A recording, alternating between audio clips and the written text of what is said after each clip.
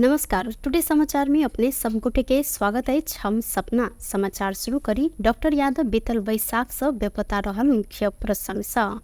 महोत्तरी के भंगा नगरपालिका 2 बखरी गांव के स्थानीय बासिंदा 50 वर्षक चिकित्सक प्रबोध कुमार यादव बीतल वैशाख 3 गते से बेपता रहल अछि। काठमांडू में रहत आयल ओ काजक सिलसिला में जनकपुर अयलाक बाद परिवार के संपर्क में नहीं आयल संगे हिनकर खोजी के लेल स्थानीय प्रशासन समक्ष हार गुहार कयल गेलै। जिला प्रहरी कार्यालय महोत्तरी के अनुसार ओ वैशाख 3 गते से कन्या पूनम कुमारी संग फोन में संवाद केने छल। वह दिन दोपहर 3 बजे से हिनकर मोबाइल बंद भेलाक बाद ओ बेपता भेल हिनकर कन्या के कहब रहल अछि। प्रहरी बेपता यादव के खोज तलाश भ रहल जानकारी करौनी है। नेपाल हज समिति हज यात्रा में जाय इच्छुक इस्लाम धर्मावलंबी सबके लेल आवश्यक सहजीकरण भ रहल जानकारी करौलक अछि। समिति बृहस्पति दिन काठमांडू में पत्रकार सम्मेलन करैत हज यात्रा में जाय चाहने धर्मावलंबी सबक लेल आवेदन खुला भ चुकल आ हज यात्रा के आवश्यक सहजीकरण के तैयारी भ रहल जानकारी करौनी अछि। सन 2025 में हज यात्रा के लेल सऊदी अरेबिया के मक्का मदीना जाय चाहने सब संग समिति करीब 1 महीना पहिने ही आवेदन खुला केने है। सन 2025 के लेल नेपाल से 1200 गोटे इस्लाम धर्मावलंबी सब हज यात्रा कर सक सऊदी अरब सरकार से कोटा निर्धारण कयल गेल समिति द्वारा जानकारी देल गेल अछि। पत्रकार सम्मेलन में समिति के अध्यक्ष इसरा मुल्ला मिया समिति आवश्यक सहजीकरण के काज भ रहल कहैत अधिक से अधिक सहभागिता जनाब ओ आग्रह सेहो केलनि। वो अधिक आर्थिक भार नहीं पड़ जहिन कम से कम रकम में हज यात्रा कराव समिति तैयारी कर रहल हिनकर कहब अछि। यो त खास गरी पहिला मा ट्राभल एजेन्सीलाई भर पर्ने कुरा थियो। अहिले एबिडी सिस्टमबाट जान्छ। अहिले टेन्डरबाट होइन, टेन्डरबाट जसले सस्तो हाल्छ कम पैसा हाल्छ हामी त्यसैले दिन्छौँ। अब यसमा अब कसैको हात पनि हुँदैन होइन। खास गरी अब ट्राभल एजेन्सीले जति सस्तोमा दियो भने घट्ने हो। अब पहिला सदस्यज्यूले भने जस्तै 95,000 पनि थियो, त्यहाँदेखि अहिले 70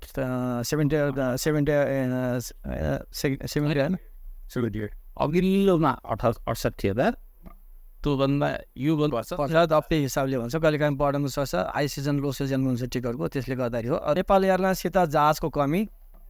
अब यसमा के भने जहाज पनि धेरै चाहिन्छ। अचानक एक जहाज बन्द हुने बित्तिकै हजको लागि नै अप्ठ्यारो बन्न जान्छ। त्यस कारण नेपालले गर्न सक्दैन। अरू जहाजसित दुबई छ, फ्लाइ दुबई छ, एयर अरेबिया छ होइन, कतार आउँछ। हाम्रो सुविधाहरू पाउने सुविधा भने एक त उसलाई होटलको सुविधा हुन्छ, आउन जाने प्लेनको सुविधा भइहाल्यो, खानाको भइहाल्यो।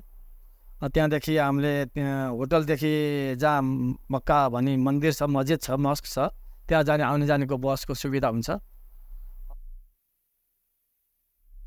हज कर इच्छुक नेपाली मुस्लिम धर्मावलंबी सबके नेपाल हज समिति फार्म भरत आवश्यक रकम अपनी व्यवस्था कर प्रावधान रखने अछि। गत वर्ष के 1200 गोटे के कोटा मध्ये 764 गोटे हज यात्रा में गेल सरें तो 2 गोटे के यात्रा के क्रम में ही मृत्यु भेल अछि। संगे गत वर्ष हज यात्रा के लेल प्रति व्यक्ति 4,15,000 रुपया उठायल गेल छल। नेपाल में उत्पादित हरियर तरकारी कतार निर्यात कर शुरू कयल गेल अछि। चीनिया सहयोग में नेपाल के कृषि कार्यक्रम अंतर्गत पहिल चरण में काठमांडू के दक्षिणकालीन नगरपालिका भीतर उत्पादित हरियर तरकारी सब कतार में निर्यात कर शुरू कयल गेलै। बृहस्पति दिन त्रिभुवन विमानस्थल भन्सार कार्यालय में आयोजित कार्यक्रम में नेपाल के लेल कतारी राजदूत के हरियर तरकारी सब हस्तांतरण कयल गेल छल। ग्रामीण विकास के लेल चाइना फाउंडेशन के कृषि प्रवर्धन कार्यक्रम अंतर्गत दक्षिणकालीन नगरपालिका में तरकारी खेती कयल गेल छल। दक्षिणकालीन नगरपालिका के प्रमुख मोहन बस्नेत किसान सब उत्पादन केने हरियर तरकारी निर्यात संगे ऐसा देश के आर्थिक विकास में सेहो किछ सहयोग हैत आ किसान सबके सेहो प्रोत्साहन हैत विश्वास व्यक्त केलथि। नेपालमा हामी कृषिबाट नै हाम्रो समृद्धि छ भन्ने तथ्यलाई बीचमा गएर हामीले बिर्सँदै गएको अवस्थामा फेरि एकपटक सम्पूर्ण नेपालीलाई कृषिको माध्यमबाट आर्थिक समृद्धिको यात्रालाई सफल पार्न सकिन्छ भन्ने जुन एउटा तथ्यअनुसार काम गर्दै आएको छौँ। किनभने आजको युगमा कृषि एउटा आधुनिक कृषि प्रणालीबाट कृषिमा तरकारी फलफुल आदि उत्पादन गर्न सक्यौँ भने नेपालमा मात्र खपत हुन सकेन यदि भने पनि हामीलाई विदेश पनि पठाउन सकिन्छ भन्ने जुन उदाहरणस्वरूप आज कतारको एम्बेसडरज्यूको प्रमुख आतिथ्यमा हामी यो कार्यक्रममा जोडिएका छौँ। अवश्य नै नेपालमै खपत हुन्छ भने किन हामी विदेश पठाउने? यदि हामीले उत्पादन गरेका तरकारीहरू यदि हामीले मात्र खपत गर्न सकिएन, किसानहरूको लगानी नउठ्ने अवस्था भयो भने हामी विदेश पनि पठाउन सक्छौँ है। हाम्रो माध्यम विदेशसम्म जोडिएको छ भन्ने एउटा सूचना दिनको लागि र आजको यो कार्यक्रमले देशैभरि रहेका नेपाली दाजुभाइ दिदीबहिनीहरू तरकारी उत्पादन के लिए ग्रामीण विकास के लिए चाइना फाउंडेशन किसान सबके विशेष तालीम के साथ आवश्यक कृषि सामग्री समेत उपलब्ध कराउने छ। प्रतिनिधि सभा अंतर्गत के राज्य व्यवस्था तथा सुशासन समिति निजी क्षेत्र के अख्तियार के दायरा में आना प्रावधान में थप छलफल कर उप समिति गठन किया। सिंहदरबार में बृहस्पति दिन बैसर समिति वैशाल में भ्रष्टाचार निवारण ऐन 2059 के संशोधन कर बनल विधेयक के छलफल के क्रम में निजी क्षेत्र में प्रवेश कर वा नहीं कर विषय में थप स्पष्ट होब पर धारणा समिति सदस्य सब रखने बाद उप समिति मार्फत थप छलफल कर निर्णय क्या विधेयक में सार्वजनिक संस्था में सरकारी निकाय के साथ प्रचलित कानून बमोजिम संस्था कंपनी समिति बैंक मेडिकल कॉलेज लगायत अख्तियार के दायरा में आव उल्लेख रहल है। समिति सभापति रामहरि खतिवड़ा विधेयक में रहल भाषा के मिलाव आ निजी क्षेत्र में अख्तियार प्रवेश करो वा नहीं कर विषय में छलफल कर चंदा कार्की सर्वेन्द्रनाथ शुक्ला लगायत सदस्य रहल उप समिति गठन के ने जानकारी दिले था। यसलाई सबै लाइनमा जान्छु। त्यसपछि हामीले सुरुवात गरेको कर्मचारी निजामती ऐनको बारेमा पनि हामी त्यसपछि छलफल अगाडि बढाउँछौँ।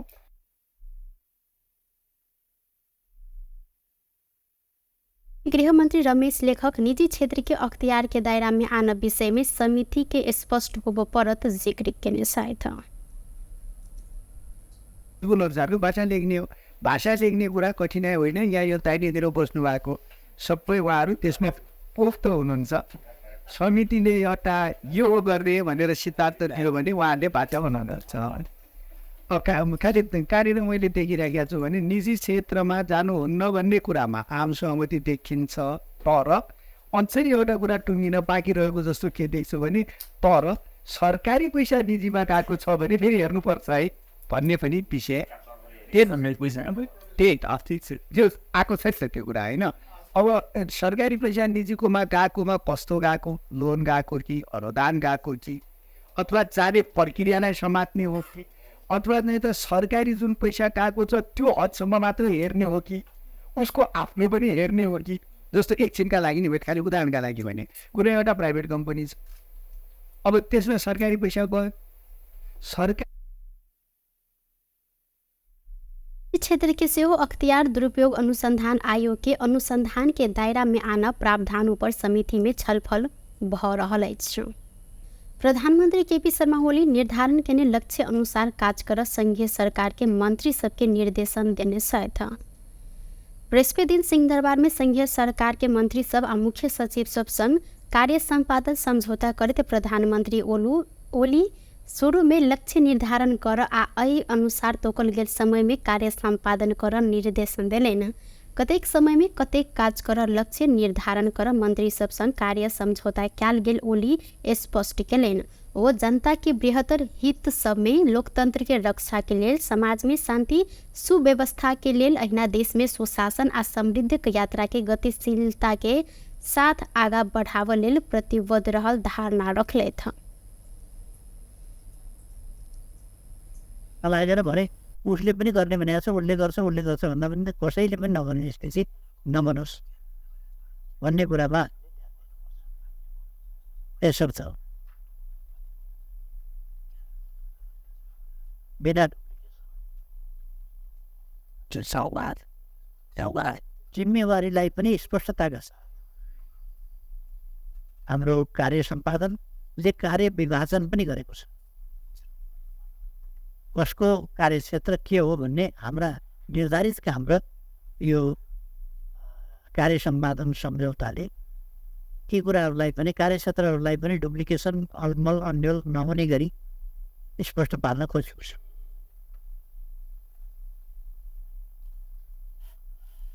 समन्वयात्मक ढङ्गले काम गर्ने कुरा र आफू के गर्दैछु भन्ने कुरो अर्को सरकारवाला सम्बन्धित मन्त्रालयसँग पनि अन्तर्क्रिया गर्ने कुरा, मन्त्रीज्यूहरूको बिचमा पनि अन्तर्क्रिया गर्ने कुराले अनुभवको एक्सचेन्ज पनि गराउँछ, आदान प्रदान पनि गराउँछ र अरू हिसाबले काम गर्न पनि सजिलो बनाउँछ।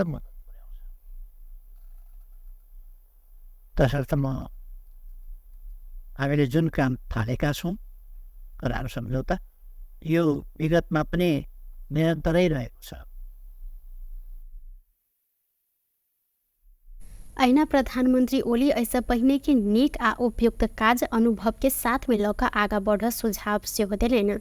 कार्य संपादन समझौता में मंत्रालय सब आर्थिक वर्ष 81-82 में कर पर प्रमुख कार्य के समय सीमा समेत उल्लेख केने सालू। उद्योग वाणिज्य तथा आपूर्ति मंत्री दामोदर भण्डारी पाविन तिहार के लक्षित अनुगमन के प्रभावकारी बनावत जिक्र केलैन।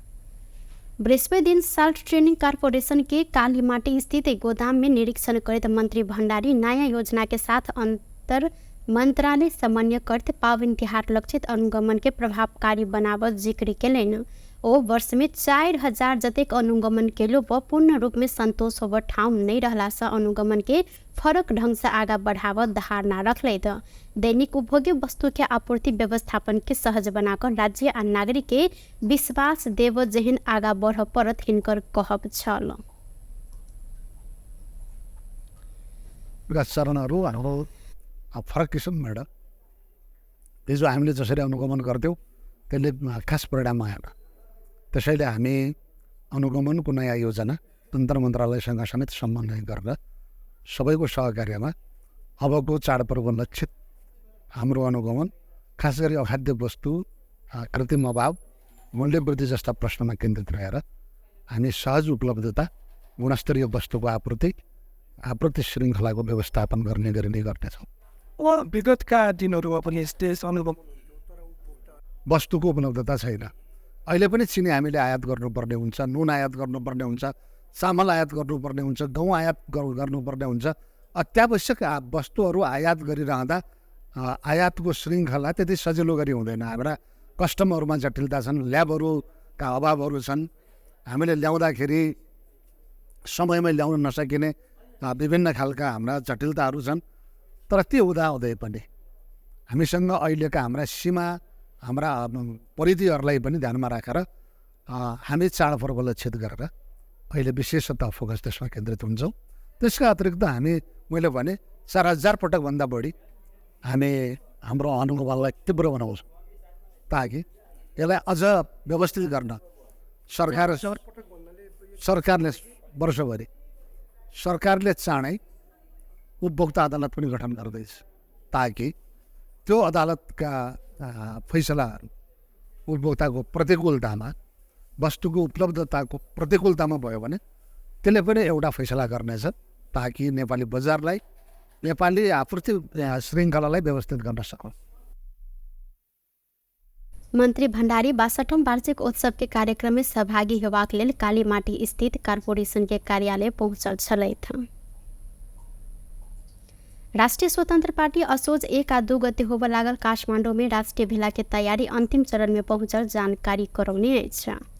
बृहस्पति दिन काठमांडू में पत्रकार सम्मेलन करत राष्ट्रपा राष्ट्रीय भेला में करीब 1500 प्रतिनिधि होबा आ भेला के तैयारी अंतिम चरण में पहुंचल जानकारी देलैन। पत्रकार सम्मेलन में कार्यवाहक महामंत्री कविन्द्र बोर्लाकोटी भेला के सफल बनावत तैयारी तीव्र रूप में भ रहल संगे प्रतिनिधि सबके निर्णय लगाव काज समेत भेल जानकारी देलैन। ओ राष्ट्रीय भेला महाधिवेशन के समेत तैयारी के लिए आयोजना कैल गेल आ महाधिवेशन के विषय में आव प्रश्न सबके जवाब भेला मार्फते देव जिक्र केलैथ। संगे बोर्लाकोटी संवैधानिक परिसर में अपन बहुमत पहुँचाब उपसभा मुख के हटाव षड्यन्त्र भ रहल जिक्र सेहो केलैन। धेरै चिजहरूको तयारी सकिसकेका छौँ, जस्तै भेन्यूको चाहिँ तयारीहरू भयो, त्यसमा आउने प्रतिनिधिहरूको चाहिँ त्यो मापदण्ड तोक्ने कुरादेखि लिएर प्रदेश जिल्लाहरूबाट पालिकाबाट आउने प्रतिनिधिहरू कसरी आउनेदेखि लिएर प्रतिनिधिहरू तोक्नेसम्मको कामहरू चाहिँ लगभग सकिसकेको अवस्था छ। यो असोज 1 र 2 गते काठमाडौँको नेपाल प्रज्ञा प्रतिष्ठानको हलमा हुने राष्ट्रिय भेलामा करिब 1500 जति प्रतिनिधिहरू आउने तयारी छ।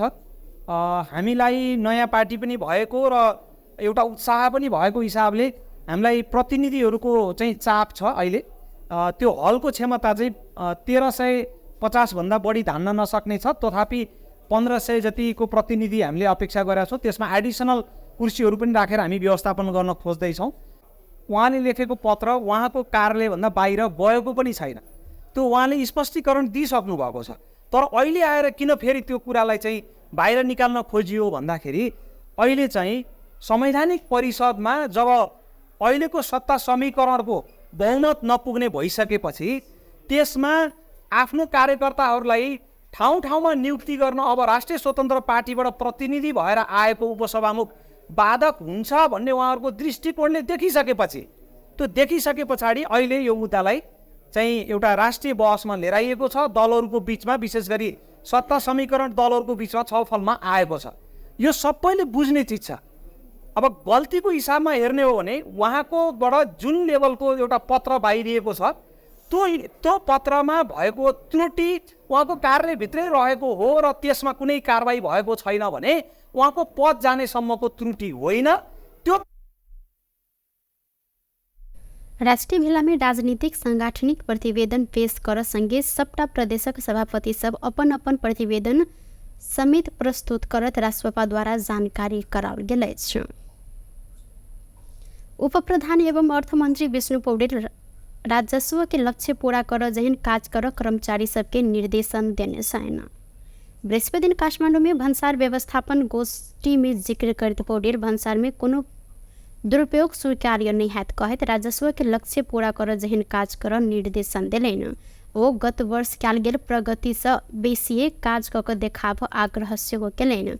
देश के राजस्व परिचालन भेल तऽ देश के अर्थतंत्र सुधार हैत हिनकर कहब अछि। विभिन्न प्रकारको कम्प्रोमाइज गर्न सम्भव हुँदैछ, गरिने छैन भन्ने खालको राख्न चाहन्छु। यसपालि म यहाँ विशेष रूपमा आग्रह गर्न चाहन्छु। यहाँले गत वर्षको तुलनामा यदि प्रगति गरियो भनेर चित्त बुझाउनु, गत वर्षको तुलनामा छैन प्रचलन छ, गत तुलनामा अनि यदि भन्यो त्यसका अभावमा चित्त बुझाएर नबस्नु। म यसमा विशेष रूपमा आग्रह गर्न चाहन्छु। गत वर्षसँग तुलना गरेर चित्त बुझाएर बस्ने होइन भनेर म राख्न चाहन्छु। यो चाहिँ मालवस्तुको सही वर्गीकरणको समस्या, यो चाहिँ भन्सार मूल्यलाई मूल्यलाई कारोबार मूल्यमा आधारित बनाउने समस्या, र सन्दर्भ सूचीसँग जोडिएर सृजित भएका समस्याहरू छन्। यी समस्याहरूको बारेमा पनि समग्रतामा बसेर जानुपर्छ, ज्ञान पाउने सुझाव हामी पाउँ र वास्तवमा यो अर्थमंत्री पौडेल सेवाग्राही सब प्रति मैत्रीपूर्ण व्यवहार करत उपराग आब अवस्था के अंत्य कर आग्रह सेहो केले था। टुडे समाचार में अब आर्थिक संबंधी समाचार।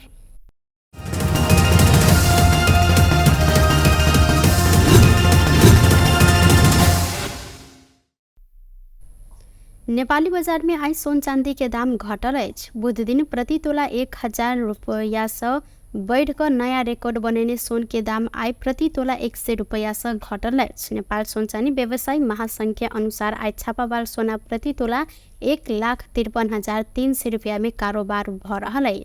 अहिना बुध दिन छापामार सोन प्रति तोला 1,53,400 रुपया में कारोबार भेल छल। संगे बुध दिन ई दाम अखन धरि के सबसे बेसी सोनक महग रहल छल।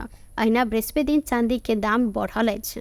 बुध दिन प्रति तोला 1,780 रुपया में कारोबार भेल चांदी आय प्रति तोला 1,795 रुपया में कारोबार भ रहल अछि। ई दाम ऐसे पहिलका दिन के तुलना में 15 रुपया से बढ़ल है। संगे आय अंतर्राष्ट्रीय बाजार में सोन प्रति औंस 25 से 18 अमेरिकी डॉलर में कारोबार भ रहल है। व्यस्त टुडे समाचार अखन के लेल एतबा पुनः दोसर समाचार लग उपस्थित हेबेटा करब। तखन धरि के लेल हम सपना विदा मांगे छी। देखैत रही टीवी टुडे जनकपुर। नमस्कार।